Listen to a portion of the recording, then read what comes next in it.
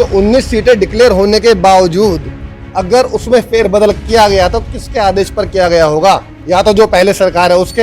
हम ये सोचते हैं ना कि हम नेक्स्ट चुनाव कहीं जीत जाएंगे, जैसे भी विधानसभा के जो उत्तर प्रदेश में होने वाले हैं, अगर ये ईवीएम से ही हुए ना तो आप मेरी बात लिख लीजिएगा, इसे इनको कोई नहीं हरा पाने का भाजपा वालों को। ये सरासर बेईमानी चल रही है, इनकी सरासर बेईमानी है।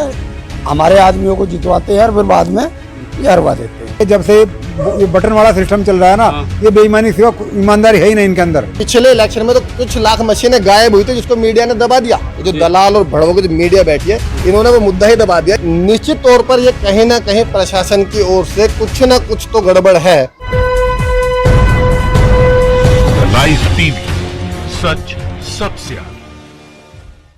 नमस्कार, आप देख रहे हैं द लाइव टीवी और मैं आपके साथ जुनैद अंसारी। बिहार चुनाव जो विधानसभा चुनाव है वो अब समाप्त हो चुका है और रिजल्ट भी आ चुका है और वहाँ पर जो है एनडीए ने सरकार बना ली है और बिहार के मुख्यमंत्री चेहरा फिर से नीतीश कुमार ही होंगे।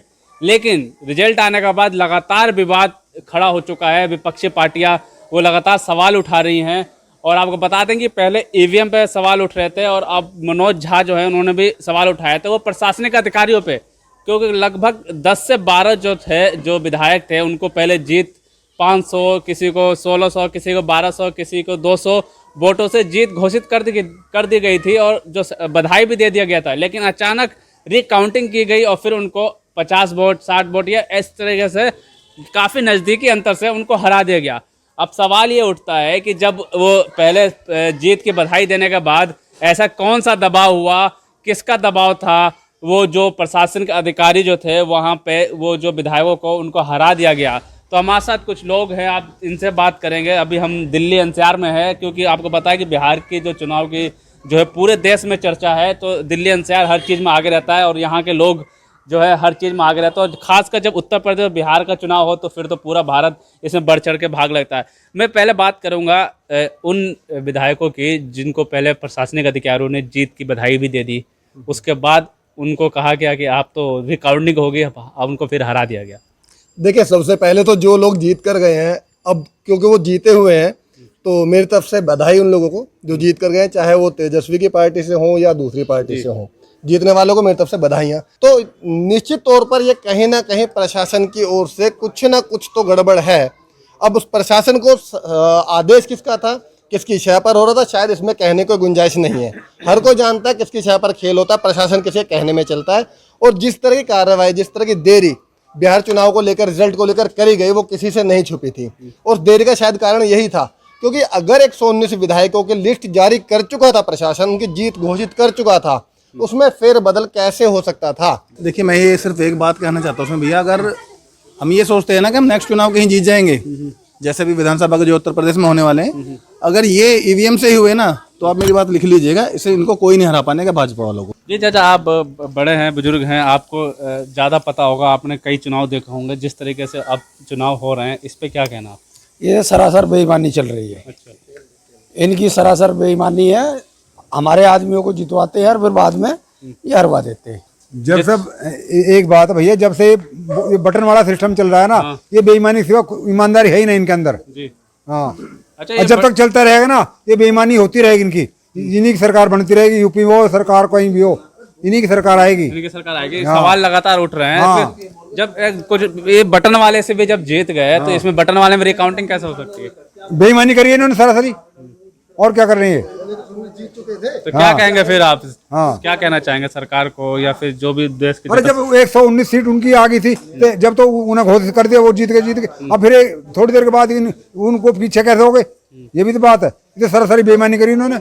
मनोज झा जो राज्यसभा सांसद है, मनोज झा, उन्होंने भी सवाल उठाए हैं और उन्होंने जो चुनाव आयोग थे उनसे मांग की जांच की। चुनाव आयोग ने कहा है कि हम जांच करेंगे, लेकिन सवाल ये उठता है कि प्रशासन आखिर क्यों ऐसा कर सकता है, किसके इशारे पे?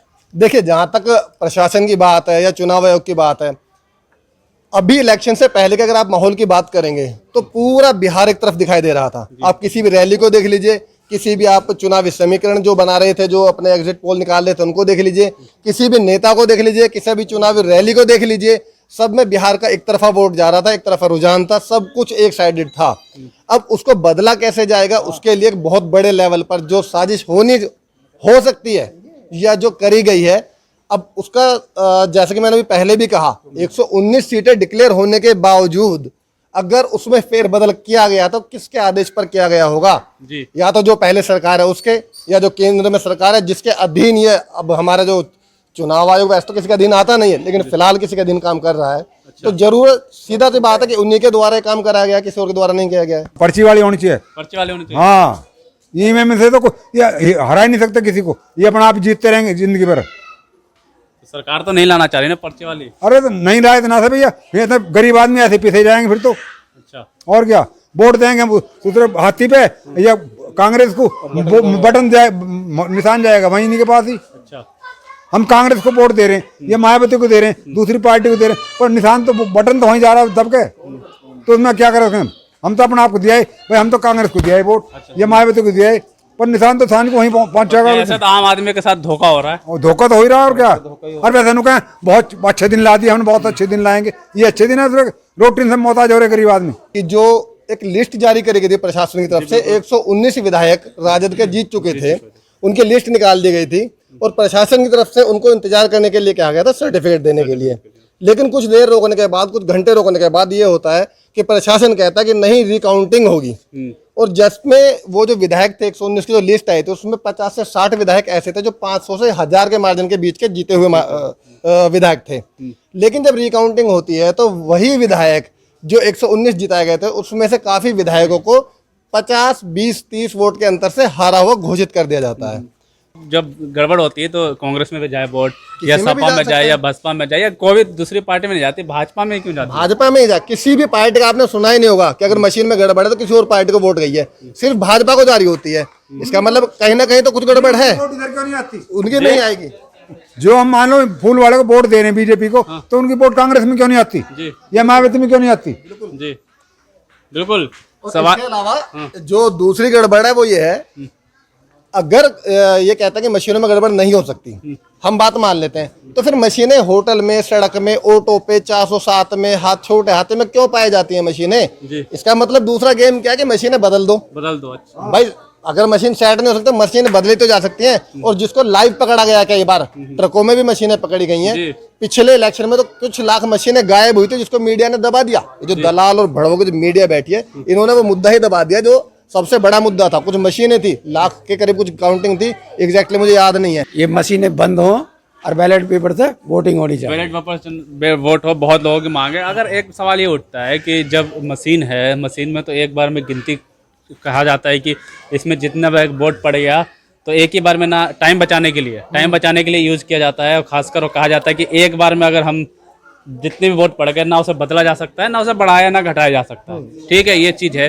तो फिर जब जीता हुआ विधायक है तो फिर उसको रिकाउंटिंग का क्या मतलब? देखिए, ये तो वैसे भी अपने आप में मजाक है। अगर मशीन से काउंटिंग हुई है तो रिकाउंटिंग का तो मतलब ही नहीं होता, क्योंकि एक बटन से रीसेट हो जाता है सारा कुछ। वो बता देते हैं इतनी वोट किसको आई है, उसमें कुछ गिनना नहीं पड़ता है। ईवीएम में मैं खुद काउंटिंग में रहा हूँ, और भी लोग रहे होंगे, उन्होंने भी देखा होगा काउंटिंग किस तरीके से होती है। एक बटन दबा दीजिए, आपके सामने लिस्ट आ जाती है निकल कर किसको कितनी वोट पड़ी है। अब दोबारा बटन दबाए तो दूसरी वोट तो दिखाएगी नहीं, सीधा सा लॉजिक है। पर्चे तो है नहीं कि जिसको बार बार गिना जा रहा है। इसके अलावा भी चलिए, अगर हम बात इसको भी हटा दें कुछ देर के लिए, जितनी भी मशीनों में गड़बड़ होती है, वहां पर एक ही शिकायत आती है कि वोट हम, जैसे कि अभी ताऊ जी बता रहे थे कि बटन हम किसी पार्टी पर दबाएंगे, वो वोट भाजपा को ही जा रहा होता है। मशीन में गड़बड़ हुई है तो वोट किसी और को नहीं जाएगा, वो भाजपा को ही जा रहा होता है। कि आप कहीं की भी गड़बड़ निकाल लीजिएगा।